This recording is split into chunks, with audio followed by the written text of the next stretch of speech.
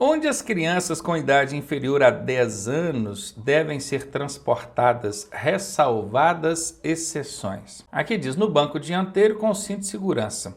Olha, a criança menor de 10 anos pode ser transportada no banco dianteiro? Em casos excepcionais, sim. Por exemplo, quando o veículo só tem banco dianteiro, o caso da caminhonete. Mas o que a questão disse aqui?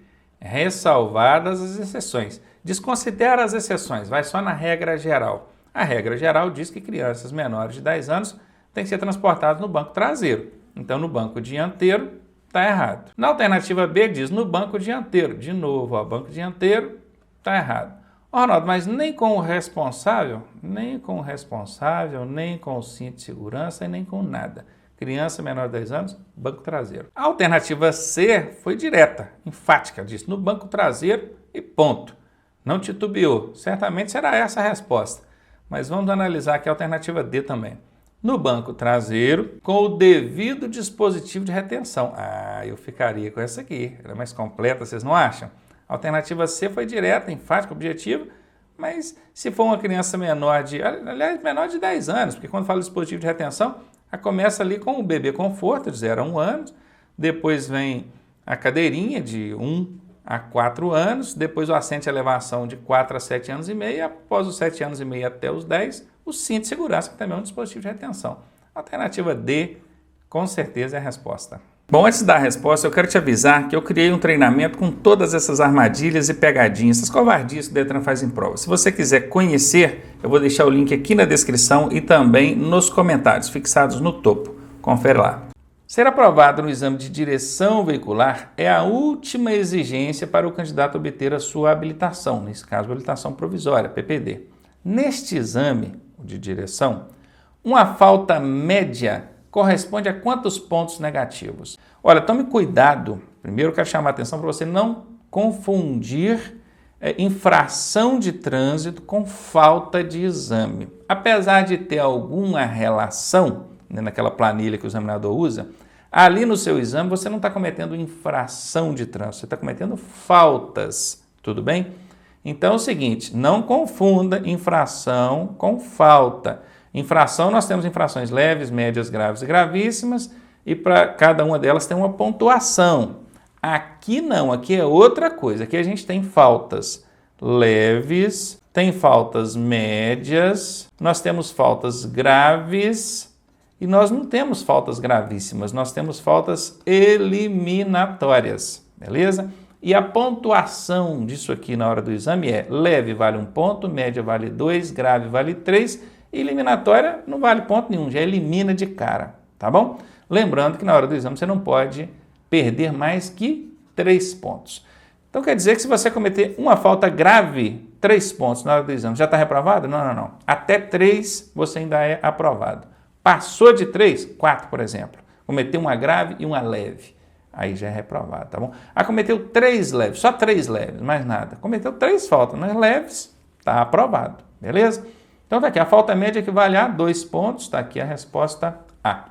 A finalidade da válvula termostática presta atenção, válvula é um dispositivo por onde sempre vai entrar ou sair alguma coisa. Então, válvula, nesse caso aqui, ela é exatamente isso, ela abre permitindo ali a passagem, o fluxo de água no sistema. Termostática nos remete a quê? A termo, de temperatura. Então isso aí já diz bastante para a gente, mesmo você não conhecendo de mecânica. Quer ver? Qual que é a finalidade da válvula termostática? É permitir o fluxo de água, de líquido, de um fluido qualquer. Termostática em relação com temperatura. Então vamos lá. Diminuir o fluxo da água? Poderia ser. Tem válvulas que têm essa função. Você vai controlando ela ali, ela pode controlar então a quantidade, o fluxo, a intensidade da água. Mas não é essa a resposta, vou eliminar aqui a letra A. Ela tem a finalidade de impedir a passagem da água do radiador para o carburador? Poderia ser também, válvula tem essa finalidade de controlar ali o fluxo, a passagem de água, mas não é também essa a resposta. Indicar a temperatura quando o fluxo de água diminuir? Não, a válvula não tem a finalidade de indicar temperatura, não. Isso está lá no painel, no dispositivozinho elétrico que tem ali.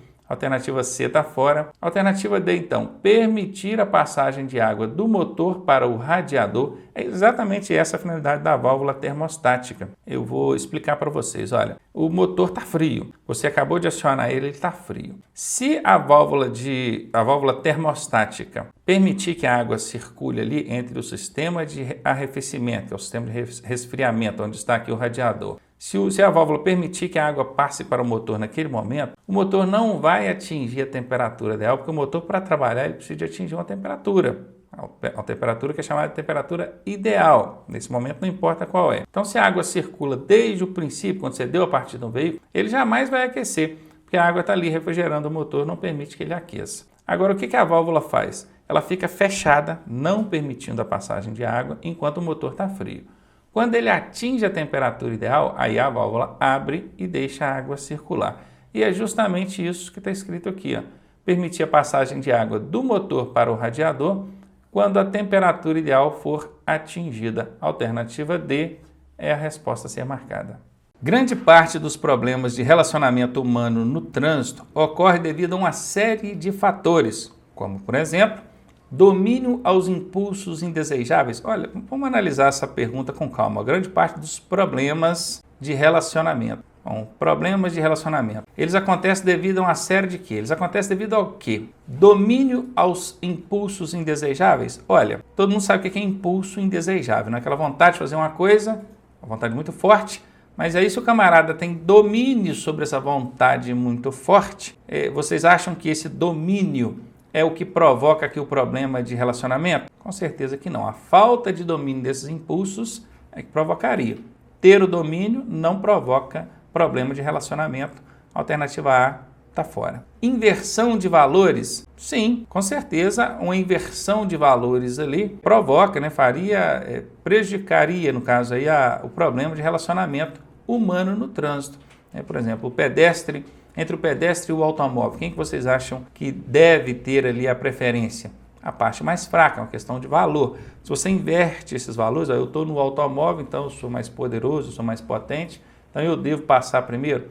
Olha, pode até ser que na marra você passe, mas não é o que os valores, os princípios pregam. Então isso seria uma inversão de valores e isso é um problema que é algo que vai incidir aqui na problemas de relacionamento. Então, alternativa B, certamente é a resposta. Alternativa C, respeito aos direitos alheios. Bom, respeitar direito não vai provocar problema de relacionamento. E supervalorização da segurança viária. Se você valorizar a segurança viária, já não vai ser um problema de relacionamento. Imagine se você supervalorizar. Com certeza não vai ser problema de relacionamento. Então, a alternativa D está fora. Ficamos mesmo com a alternativa B. Inversão de valores é algo que provoca problemas de relacionamento. A faixa de travessia de pedestre é um tipo de marca viária denominada... Olha, você tem aqui o cruzamento e você tem a faixa de pedestre, né? Aqui está a linha que divide os fluxos aqui do trânsito, mas aqui você tem a faixa de pedestre, ó. Essas linhas que dividem as faixas de trânsito, né? Aqui vai carro, aqui vem carro, sendo mão dupla, obviamente, essas linhas são marcas longitudinais, porque elas vão longe, elas acompanham a pista ao longo dela. Agora, uma linha de retenção, por exemplo, né? Aqui tem uma linha de retenção, o carro vai ter que chegar aqui e mobilizar para poder olhar o cruzamento. Isso aqui é uma marca longitudinal, ela vai longe, ela acompanha... Não, ela se limita aqui. Veja que o sentido dela é no sentido transversal, para atravessar a pista. Do mesmo modo, a faixa de pedestre. Ela é uma marcação, uma sinalização horizontal, porque ela é pintada no pavimento, transversal. Ela pega de um lado e vai em direção ao outro lado da via. Ainda que ela não chegue até o outro lado, igual a linha de retenção, mas o sentido dela é transversal. Então, a faixa de travessia de pedestre é um tipo de marcação ou sinalização horizontal viária denominada transversal. Palidez, sede e calafrios são sintomas de quê? Olha, a pessoa ficou pálida, está perdendo sangue, porque o que dá a coloração vermelhada na gente é o sangue, né? Quando a pessoa está com temperatura elevada, temperatura corporal elevada, é porque o sangue se aflora, ele vai todo para a flor da pele, aí você vê, né? Ou então quando ela está com vergonha, né? Vai tudo... Mas essa palidez é a falta de circulação sanguínea ali. Então, pode ser por falta de uma hemorragia, está perdendo sangue. Sede é característico de quem está com hemorragia, principalmente hemorragia interna, tá? perfuração nos pulmões, algum órgão interno. Calafrios também, porque ela sente aquela sensação de calafrio. Então, tudo aqui tem relação com hemorragia, pode ser essa a resposta. Lesão na cabeça da palidez? Não. Queimadura da palidez? Não. Fratura da palidez? A não ser uma fratura exposta, onde teve ali rompimento de veias, artérias, aí está acontecendo uma perda de sangue, aí já é hemorragia. Então, a fratura diretamente não, mas a hemorragia sim. Então, letra A é a alternativa que corresponde a esses sintomas aqui. Em casos de recursos de multas em segunda instância, a qual órgão deve-se recorrer? Bom, quando a gente recorre de uma penalidade, a gente recorre à Jari, isso em primeira instância. E se a Jari julgar improcedente o seu recurso, o seu pedido, não acatar, não aceitar, aí você ainda tem um recurso em segunda instância? Tem.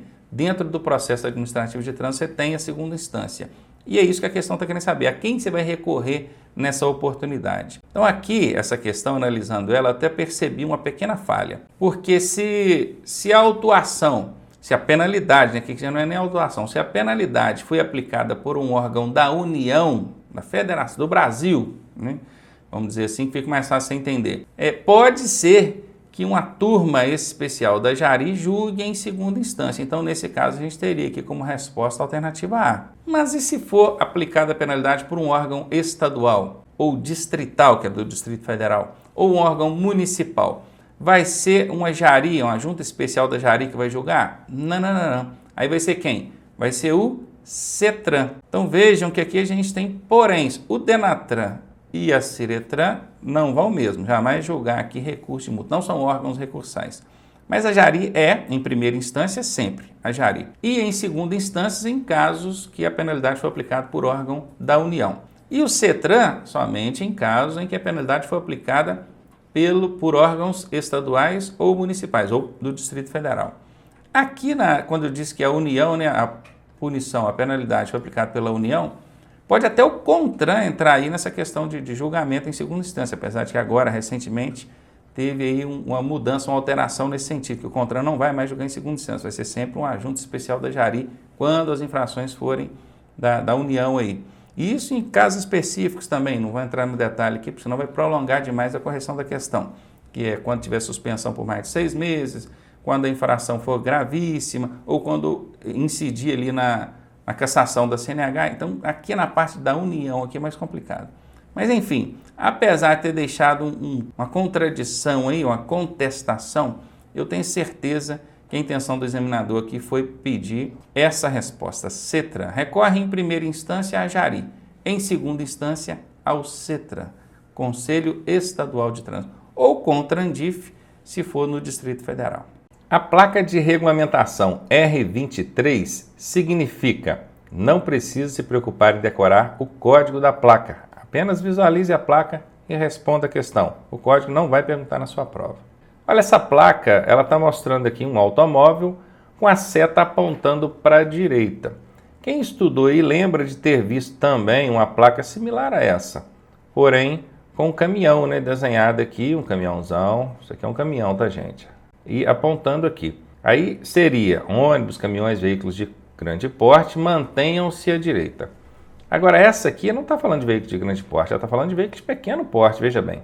Então não confundam, tá? Com a ônibus, caminhões, veículos de grande porte, que essa é quando tem uma terceira faixa, essa aqui, né? Indicando que a pessoa tem que ir regulamentando, que ela deve chegar para a faixa da direita e liberar a faixa da esquerda para quem quer passar. Agora aqui não, aqui vai ser ultrapasse pela direita, não é uma placa de ultrapassagem, tá fora. Conserve-se à direita, seria essa a resposta?